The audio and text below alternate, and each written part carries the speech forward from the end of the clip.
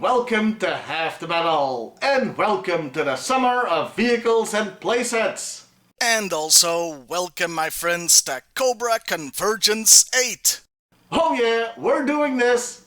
And on this special occasion, I'm reviewing a special vehicle, the Cobra Earthquake. God help me.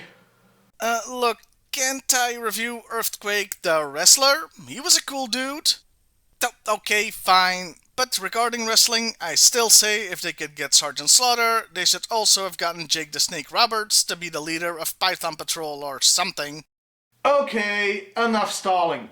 Meet the Cobra Earthquake. This vehicle was released in 1992 with all original parts. Very loud neon parts. Can you hear me over the screaming colors? Yes, the first thing anybody notices about this thing are the colors. And they're bad. Real bad. But they could have been worse. What I mean is, at least the main body of the vehicle is a nice dark purple. It could have easily been neon green or something. So, the purple looks good. Hey, I thought I'd say at least one nice thing about it.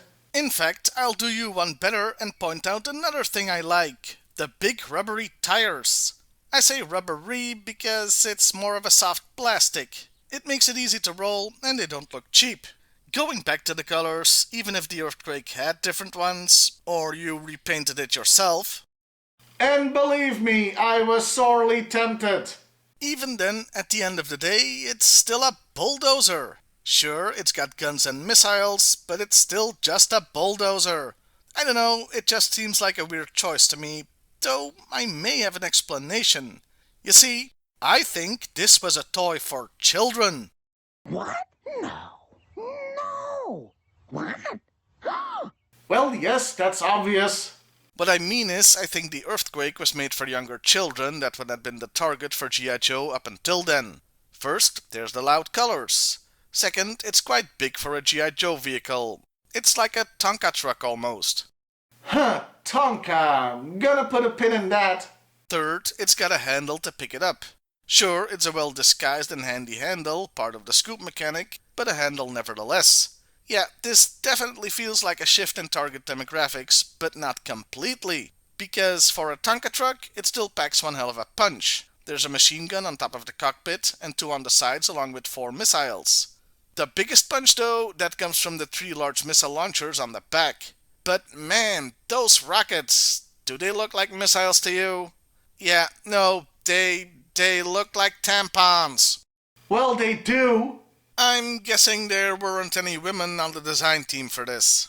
Now, those missiles have a special gimmick. They're spring-loaded. With all other real firing launchers in the G.I. Joe line, it's the launcher that has the spring. But here, the rockets themselves do. The idea is you prime the missile, put it in the launcher, and use this lever to drop it down, activating the spring mechanism. Well, in theory anyway. As the thing has lost some potency after 30 plus years. Detailing isn't that great, with stickers doing a lot of the legwork here, but it's non-existent on the underside. That just looks sad. There's room for 2 figures in the cockpit, and 4 can stand on the back thanks to the peg holes. Well, those levers get in the way for 2 of them, but you can take them off if you want. That does risk losing them, as mine only has 2. You'll have to find figures from your collection to stand there though, or sit in the cockpit, because even though this is a huge-ass vehicle, it did not come with a driver. This wasn't that uncommon in the later years of G.I. Joe, but it's still pretty disappointing. As long as we're at the back. It moves on a hinge, which is sorta neat, but I don't know, something feels off about the whole missile thing. Like there's something missing. I know. It's that the launchers don't move. This looks like it should be able to go down to hide the missile rack, but it doesn't. It would have been a cool mask-like feature. Speaking of mask, we put a pin in that Tonka thing, right? Let's pull it out. This toy is from 1992. Hasbro bought Kenner/Tonka in 1991. Toys, especially big ones like this, spent about a year to 2 years in pre-production and production before they come out.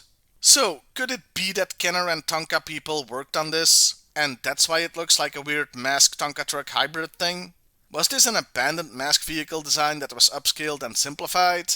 The simple up and down motion of the scoop says Tonka, the more intricate kipping movement says Mask. Food for thought anyway. Okay, final thoughts on this toy. Yeah, I'm not a fan if you couldn't tell. The neon colors are hideous and it feels out of place as a G.I. Joe vehicle. Having said that, I'm sure this thing was a ton of fun to play with for kids, which is the whole point of a toy. So why would I, a guy in his 40s, complain? Oh, right, because I made my whole online career about this. As far as other media go, I don't think it ever appeared in the comics.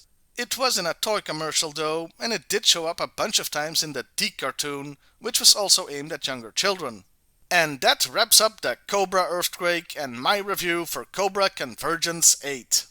Speaking of that, we are doing this one as a tribute to HCC 788. Because he's given us 10 years of great content. 10 years of reviews. 10 years talking G.I. Joe. So this Convergence is to thank him for all he's done and all that he means to us. So thank you, Brian, or as I'll call him for one last time, thank you, Steve. As for me personally, for this summer of vehicles and playsets, I'm gonna be reviewing all the toys I bought from him a while ago as an extra tribute. You can find links to all participants in Cobra Convergence on hcc788.com. Well, I'll see you next time, everybody, and hey, why not like, share, and subscribe if that's your thing.